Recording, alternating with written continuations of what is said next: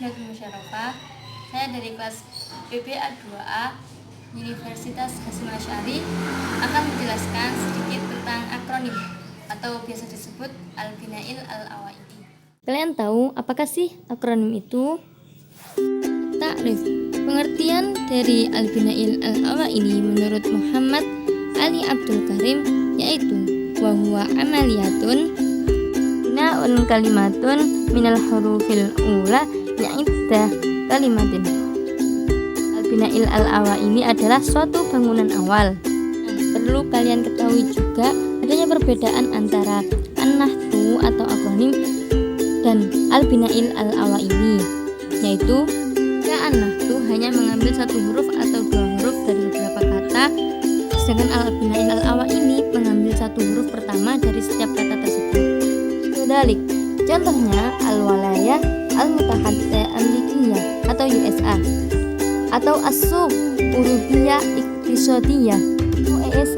Yang ketiga, wafa wakalah Palestin min amba. Yang keempat, fataha Palestin tahrir harakah. Adapun pengertian Al-Binail Al-Awaidi menurut Syarif Hidayatullah dalam bukunya dan menurut para ahli, menurut Krida Laksana, akronim adalah suatu bentuk yang diperpendek yang berupa beberapa huruf atau lainnya. Namun berbeda Fromkin dan Rothman yang menyebutkan bahwa akronim adalah proses pemendekan yang diambil dari inisial kata tersebut. Nah, ada definisi lain juga. Matwai mengatakan kata yang dibentuk huruf awal atau dua huruf awal dari kata-kata yang berurutan. Contohnya seperti basmalah, hamdalah, dan hauqalah. Nah, kalau ini akronim menurut Syamsul Hadi dalam jurnalnya yang menyatakan akronim adalah proses pemendekan yang menggabungkan huruf atau suku kata. Nah, jenisnya yang pertama akronim kaf. Contohnya mimma dari kata min dan ma yang artinya dari apa.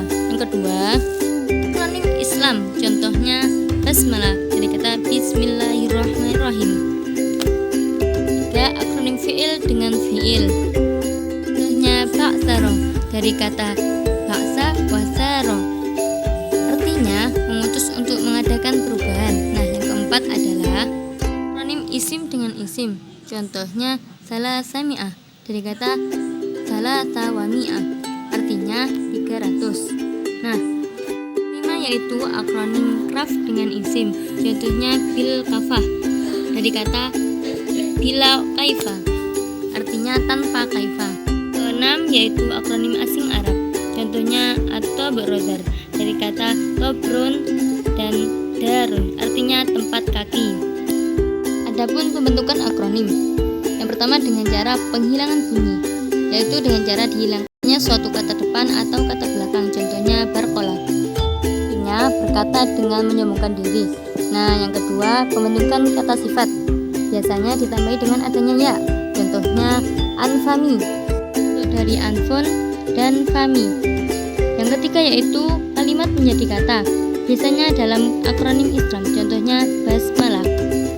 Selanjutnya definisi akronim menurut M. Zaim dalam jurnalnya, yaitu jenis pembentukan kata dengan sistem penyingkatan kata melalui pengambil dengan sistem akronim atau biasa disebut singkatan yang berupa gabungan awal.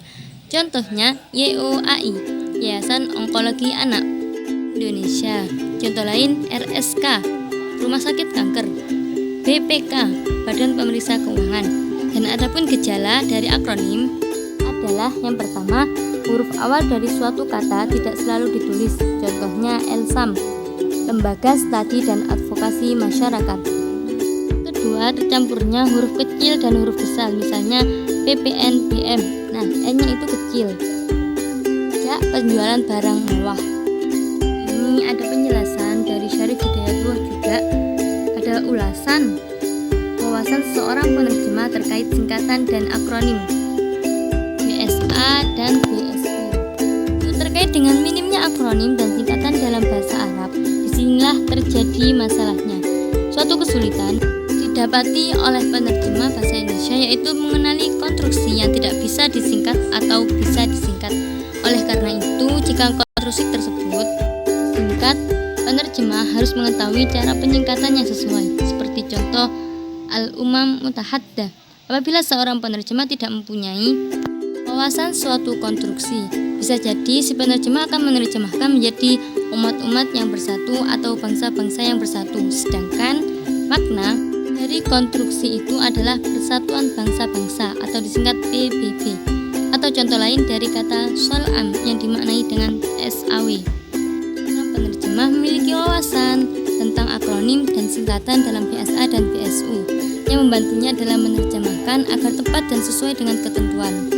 Sebaliknya, jika seorang penerjemah tidak begitu memahami tentang akronim dan singkatan, maka akan menjadikan hasil dari terjemahannya menjadi asing.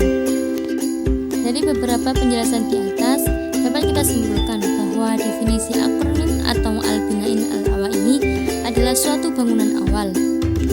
Maksud dari bangunan awal yaitu suatu singkatan yang diambil dari awal huruf suatu kata. Contohnya ABRI, Angkatan Bersenjata Republik Indonesia. Perlu diingat juga perbedaan antara akronim atau an-nahdu dan al-bina'il al-awaili.